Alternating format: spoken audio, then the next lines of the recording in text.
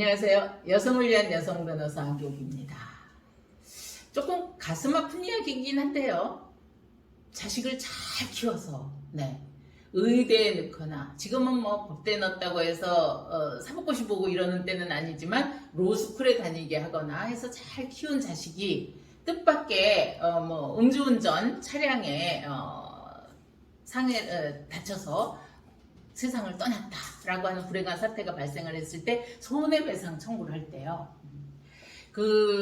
제가 이제 손해배상은 세 가지가 있다 그랬죠. 손해 3분설에서 적극손해, 내 돈이 직접 들어간 거, 소극손해, 이 사고가 없었으면 벌 수 있었던 것을 못 본 거, 그 다음에 이제 정신적 손해, 위자료라고 하는 거, 이렇게 세 개로 나눠진다고 말씀드렸어요. 여기서 문제는 이 사망사고일 경우에는 뭐 치료비 같은 거는 뭐 이렇게 다, 영수증이나 이런 게 있으면 되는데, 이 소득을, 기준을 어떻게 정해야 되느냐. 예를 들어, 로스쿨에 다니던 이 법학 전문 대학생이 사망을 했다. 그러면 이것을 법조인의 일반 평균 그것을 기준으로 해서 손해액을 산정할 거냐? 아니면 아직 이 로스쿨 학생이 변호사 시험에 합격할지 안 할지 모르니까 이것은 그냥 일반 일용 노임을 기준으로 해서 할 거냐. 이 소득의 차이가 크잖아요. 마찬가지로 이번 사건은 의대생에 관한 거였습니다. 의대 3학년 2학기에 재학 중이던 그 의대생이 음주운전 차량에 치여서 세상을 떠났어요. 그렇게 되니까 가족들이 그 일실 수익을, 그러니까 소득손해, 일실 수익 계산하는 것을 그 의사의 전문직 취업자의 수입 평균 수치를 기초로 해서 산정해달라, 이렇게 청구를 했습니다. 2014년에 있었던 건데, 이제 최근에 대법원 판례가 나왔습니다. 이 당시에 그 가해 차량 운전자는 거의 만취 상태였다 그래요. 혈중 알코올 농도가 0.17 만취 상태였는데, 유족들은 이 보험회사에 대해서 사고가 안 났으면 얘는 당연히 대학을 졸업하고 의사 국가시험에 합격해서 65세까지 의사로 수입을 얻을 수 있었을 거다라고 하면서 이제 그 보험회사 상대로 해서 소송을 냈습니다.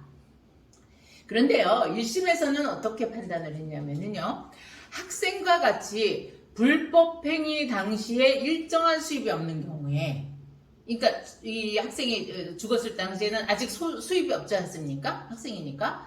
장래 수입 상실액을 일반 사람이면 누구나 종사할 수 있는 일반 노동임금으로 기준을 해야지, 학력이나 경력이 있다고 해서 이것을 참작해서 아직 수입이 없는 사람을 국가시험에 합격해서 의사로 종사하는 기준으로 하는 것은 그것을 입증하기는 어렵다. 이제 1심에서는 그렇게 본 거죠. 의사 시험이 될 수도 있고 안 될 수도 있지 않냐, 뭐 이렇게 본 겁니다. 그래서 일반 노인 단가로 해갖고 5억 원을 배상하라고 판결을 내렸어요. 1심에서는.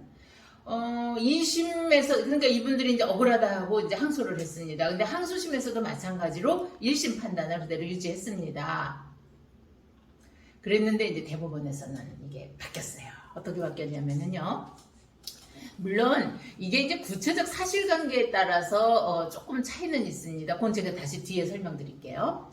대법원에서는 이 의대생처럼 전문직을 양성하는 대학의 재학 중에 사망한 경우, 피해자가 전문직이 되어서 고소득을 올릴 개연성이 있다면 전문직 취업자의 일반 통계에 의한 수입의 평균 수치를 기초로 해서 일실 수입을 산정해야 된다.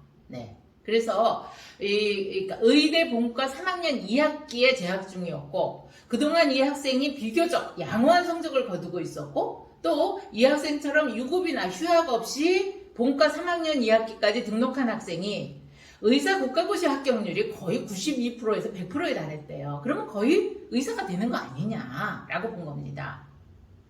그렇다면 이 학생이 장차 그 의대를 졸업해서 의사 국가고시를 합격해서 의사로 종사할 개연성은 인정된다고 봐야 된다. 그래서 그 일실 수입을 고용 형태별 그 뭐죠? 이렇게 근로실태 조사 보고서, 그러니까 대졸 이상 전 직종 평균 소득을 기준해서 산정한 그 원심. 그러니까 원심은 그냥 일반 직종을 대학생 졸업에 일반 직종을 한 거지 이렇게 전문직, 자기가 의사면 의사, 뭐 법조인이면 법조인의 어떤 그런 것을 기초로 하지 않았기 때문에 이것은 일시수입 산정에 관한 법률을 오해한 잘못이 있다라고 해서 파기해서 돌려보냈어요.